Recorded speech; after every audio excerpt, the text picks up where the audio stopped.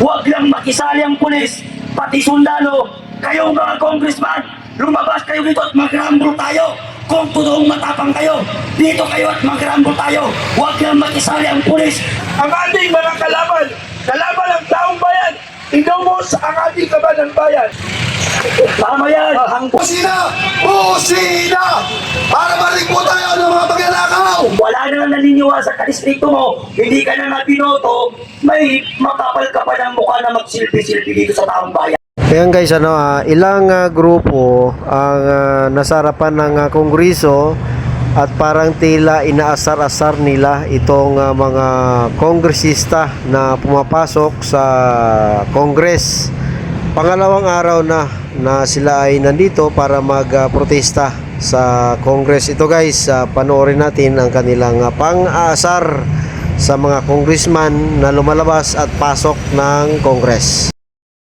Mga congressman, mga gago kayo! Narito ako ngayon! Ang tunay na laban, wala pala sa kabundukan ng tunay na laban.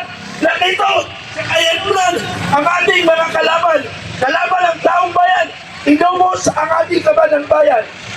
Kaya narito Tama. ako. Tama yan, ang buhaya dati, nasa tubig lang. Ngayon, ang buhaya, Kusina kayo! nasa opisina na. Kusina! Ang buhaya dati, Kusina kumakain lang ng karne tao. Ang buhaya ngayon, kumakain ng pera. Hindi barya, kung hindi bilyon-bilyon at trilyon-trilyon na pinapakain na sa mga na nag-aaral sa ibang bansa. Bilang suporta po natin, mga kapatid, hindi kayo makasuporta rito. Pwede po ba kami makahingi ng mga busina sa inyo? Mga busina po! Mga busina! Mga busina! Busina! Pusina! Pusina! Pusina! Pusina! Busina! Walang tigil na busina! Busina! Para marinig po tayo ng mga pagnanakaw! Busina! Hoy, Romualdez! Hindi mo man narinig itong mga tao to! Ibig sabihin yan, ayaw na sa'yo! Bumaba ka na dyan! Tama na ang pagnanakaw ninyo! Yan! Si Congressman naman tinautak hipon. Alam mong nandyan ka sa loob. Ngayon po, lumangoy ka na ng patras. Huwag pa abante. Utak hipon kang... Bakit ko sinabi utak hipon si Congressman Abante at ibang mga congressman? Kasi ang utak hipon, naghalo ang tahi at utak na hindi kaya niyang pakiwalayin ang tama't mali. Gaya ng mga kongresista na nakaupo ngayon ng mga buhaya. Eh, partner naman! Eh, paano may utak? Eh, hindi naman pinoto ng tao! Appointed son of Comelec! Tama! Yan ang nakakahiya dyan. Wala na lang naniniwala sa kadistrito mo, hindi ka na nga binoto, may makapal ka pa ng mukha na magsilpi-silpi dito sa taong bayan. Mr. Chair, ang baha nandito, pero iniiba niya ang usapan, ang investigasyon sa ibang... Huwag mong sabihin yan, i-content kita. Mr. Chair, I recant my statement. Alam nyo, eto, siguro marunong magpasa ang Pilipino. Ang House of Representative na yan, mangungutong, magnanakaw, mga buhay at kurakot, habang ang mga estudyante nagpapakahirap ang kanilang mga nanay at tatay sa paghahanap ng trabaho para may pambili ng uniform, pambayad ng tuition fee. Ang pera pala na binabayad ng taong bayan na buwis, yung mga congressman, kinukuha nila para ang anak nila mag-aral sa ibang bansa at yung pera ng taong bayan, yun ang gagastusin ng mga anak nilang piling hari, prinsesa. Alam niyo ba, si Martin Romualdez, ang kanyang anak, nag-aaral sa ibang bansa. Ang tuition fee ng kanyang anak, 10 million every month. Mr. Chair, okay na yung budget. Na-insert ko na yung sa recipes. Anong masasabi mo? Yun ang masasabi ko sa iyo dyan. Alam mo kasi partner, wala po. Okay. Patunay ho na may kinalaman sila sa mga po. Sila, ayaw ko na magmura eh. Pero napipilitan ako. Ano ho? Sila mismo umamin, nag-i-insert sila eh. Sino ba may-ari ng Misibis? Sa Bicol, sa Albay. Hindi ho ba si Rizaldi ko? Anong sabi niya? Okay na yung pinag-usapan sa Misibis. Na-insert na namin ang budget. Sino nag-i-insert?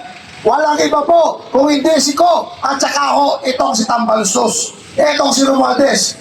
Ngayon, dapat pa silang managot sa taong bayan. Dapat! Dapat! Alam nyo, eto partner ha, nakikita nyo yung ating mga motorista, nangarga ka ng gasolina, nagbayad ka na ng buwis. Kaya karapatan po natin, pauwiin ang mga ninakaw na Ubos! kami naman. Bayan! Pakita nyo, umosina po kayo!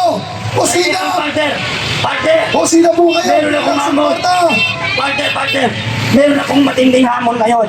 Oh, Huwag lang makisali ang pulis, pati sundalo, kayong mga congressman, lumabas kayo dito at mag-rumble tayo. Kung totoong matapang kayo, dito kayo at mag-rumble tayo. Huwag lang makisali ang pulis, pati sundalo, hinahamon namin kayo, rampulan. Mag-rumble tayo dito ngayon. Lahat ng mga kurakot na congressman, huwag lang makialam ang sundalo pati pulis, mag-rumble tayo para makita natin kung sino ang totoong matapang. Kaboy na eh. Kasi ang tao ng pulis at sundalo yan.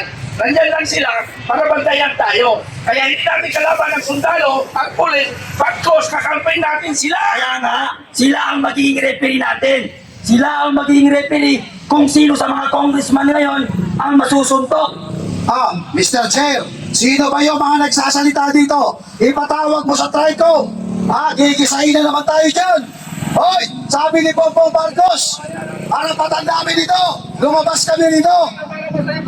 Busina Alam nyo, tayo! buhaya, may palabas na buhaya. Busina! Busina, may lumalabas na buhaya. Kusina! Ay Oo, lumalabas na oo, buhaya! may palabas na buhaya. Ay, lumalabas na buhaya. Domino 8, buhaya. Ayan. Buhaya. Ayan, pauwi na sa Manila, so! Alam nyo, Putang ina mga... nyo! Pag nakapasok kami dyan, gagawin naming Manila, so yan! bagay naman sa kanila eh. Isang mahayop sila eh. Ano rin yung nagsalita? Isang veteranong sundalo. Makapasok lang kami dyan, gagawin naming Manila, so yan! Mukhang hayop naman talaga sila eh. Sa Manila Zoo, may buhaya. Gagawin namin crocodile farm ang Kongreso! Crocodile farm! Gagawin natin yan! Okay! Pasok natin! Sabay-sabay! Yun!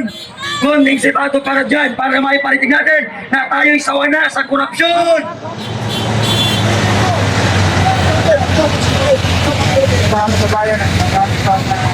Mga kapatid, thank you very much. Ingat kayo sa biyahe ha. Huwag na kayo maghulog sa SS at pag-ibig. Kakainin lang ni Martin Romualdez yan.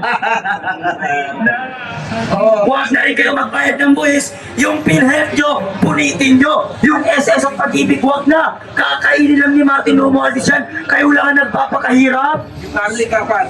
Yung Maharlikapan, alam niyo ba kung magkano ang budget ng Maharlikapan ngayong 2025? 200 billion! Wow! Nasana yan? Nasana yung 250 billion? Nasa pulsa nila, pinag-hati-hatian nila. Ay, grabe. Grabe naman pala. Alam niyo ba mga kapatid kung magkano ang ninako nila ngayong 2025? 6.320 trillion! Ang laki! Laki. Pinag-hati-hatian nila. Ha? Tapos, ang nasa pulsa natin, bariya, kukunin pa nila. Tapos, ang ninako nila, trillion. Oo. Yung mga kababayan nga natin, nahirapan bumayad ng mga pamasahe lang eh. Hirap sila maghanap ng protong pamasahe. Sila, trillion, bilyon na pesos. Ninana. Tama! Kaya yung mga bariya, yung mga pera, sa bulsa nyo na bariya, mag-ingat kayo. Baka pati yan, kainin pa ni Martin Romualdez na magnanakaw na kawatan.